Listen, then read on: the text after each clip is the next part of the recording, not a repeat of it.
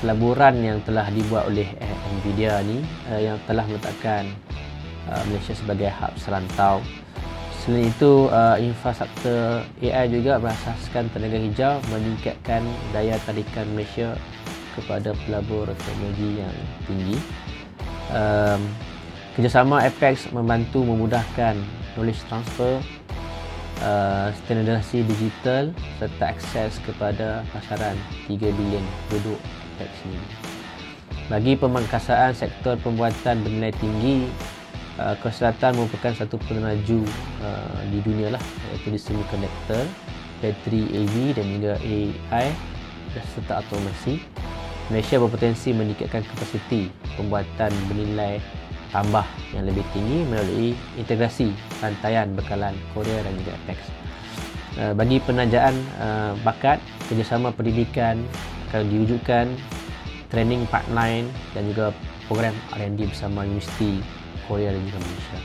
Latihan industri bersama syarikat global seperti Nvidia, Samsung, LG bagi meningkatkan lagi kemahiran di dalam negara Malaysia sendiri.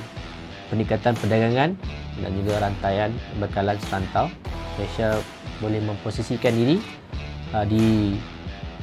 sebagai pusat logistik, pusat data dan juga hub pemprosesan mineral strategi bagi pasaran Apex ini.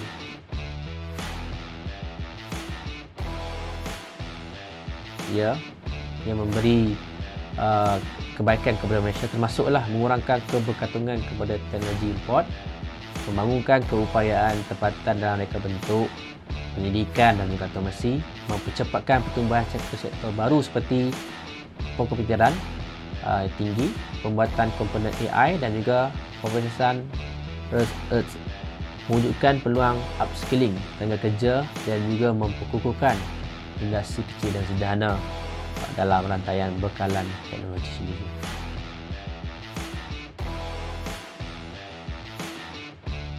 AI akan menjadi pemacu utama ekonomi global yang bernilai trilion dolar. Negara yang menguasai AI menguasai kelebihan strategik, data dan juga pengkomputeran. Malaysia berekspansi menjadi peneraju AI di Asia Tenggara melalui pelbagai usaha-usaha yang telah dilaksanakan. Antaranya adalah hub pusat data, infrastruktur AI hijau seperti pelaburan Nvidia, rangkaian kerja AI Nasional 2024, potensi integrasi AI dalam pertanian, kesihatan, pendidikan dan juga keselamatan operasi kerajaan. Dan Malaysia mempunyai kelebihan yang besar, iaitu sumber nadi bumi yang sedia ada di Kedah, Perak dan juga Pahang.